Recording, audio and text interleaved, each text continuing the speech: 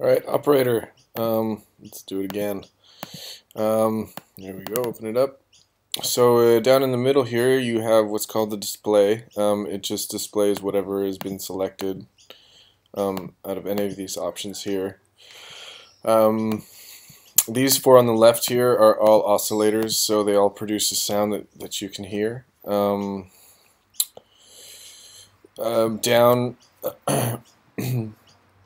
down here is the routing. So if these four oscillators are lined up the way they are, it's one is feeding into B. So A feeds into B, B feeds into C, C to D. So D is affected by all of these, C is affected by these, and B is affected by A. So if you switch that around, let's say to this one, that means that instead of A feeding into B, A is separate than B, and they're both feeding into C and then to D. And that can be changed down here. Over on this side, there's a little button here that says fixed, and you can click that on or off, and you'll get to change here. Well, when it's not on, course takes like a frequency and it pulls it up.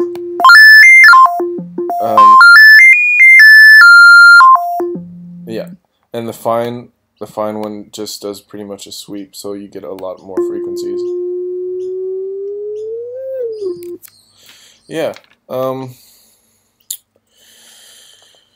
Yeah, so the fix button, that just means it's not affected by pitch, and when that's on, frequency controls the frequency that it's played. So, oh, you can't hear that.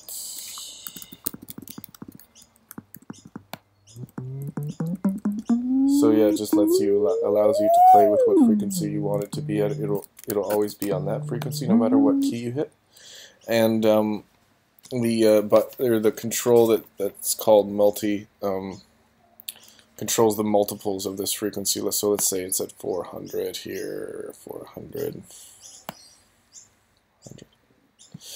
This will increase the multiples of that, so that'll be 4,000. Right? Yeah, 4,000. That'll be 400. That'll be 4. So yeah, that's what the fixed button does. So each of these oscillators here, if they're selected, all the information correlating to them goes into this display here, and you have the envelope. So ADSR, tag to case release, sustain release, AD. Yeah. So you can just control how the sound literally sounds. Like, let's say you can affect the attack from being too slow. And as you move those, they actually move down here as well. This one, right and left is the amount of decay that it has, and up and down is the sustain. So if I wanted my decay to be longer, I'd pull it out. Yeah. And this one is the release. So how long the note stays on after you've let it off. So then over on this and that correlate, those are in every single one. And what's nice about this one is that if you get a pinch envelope for the first one that you really like, and you're trying to duplicate it, the best way is just to copy envelope from A, and that'll match these, so that you can use that for fade-ins, or it keeps your synth clean and accurate. Over on this side, we've got the LFO, which you can either sync or I'm not too sure what low and high mean, but it's just at a set rate, as you can see here. So it's pretty much like a sweep.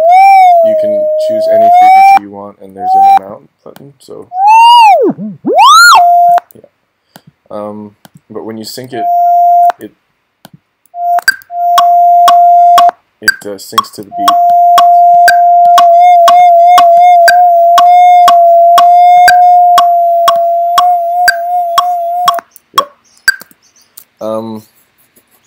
And so the LFO is a low frequency oscillator that you can't hear, but it still produces a signal which is routed by these here to whatever you want it to be. So you could route the LFO to the oscillators, or you can take them off the oscillators, or have them just on one or two, and route it to the filter, which is this one right here.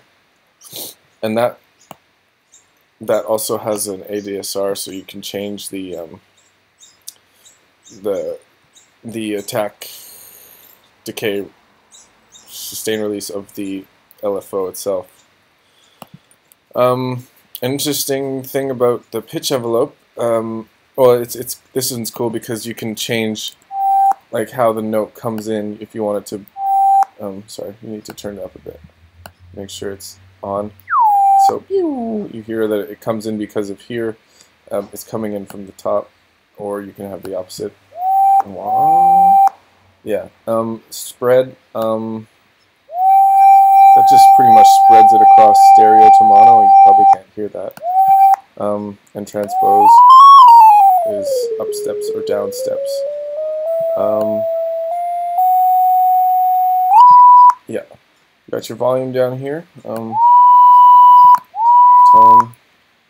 Oh yeah, the thing I was going to say about this one is that it's got this feature here, which is called the glide. It's nice.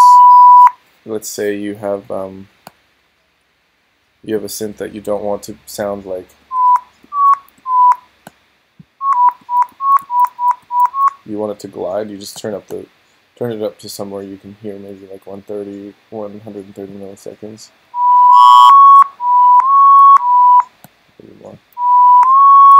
You can hear that the frequency glides instead of shifts. So that's a useful thing to have, for many reasons. What else? Oh, this loop button is interesting. You can get it to loop. Let's say, bring this down. So when this note is over, I'm just holding it down right now. It'll just loop this. But, oh yeah. So for all of these, you can obviously change the waveform, giving them harmonics. Pretty much the more numbers there are, the more harmonics there will be. Just give like a more gritty sound. You can also add in here the additive synthesis. Yeah, and you can change any of these, even the LFO. Not the LFO. Yeah, and that's Operator, man. Sweet.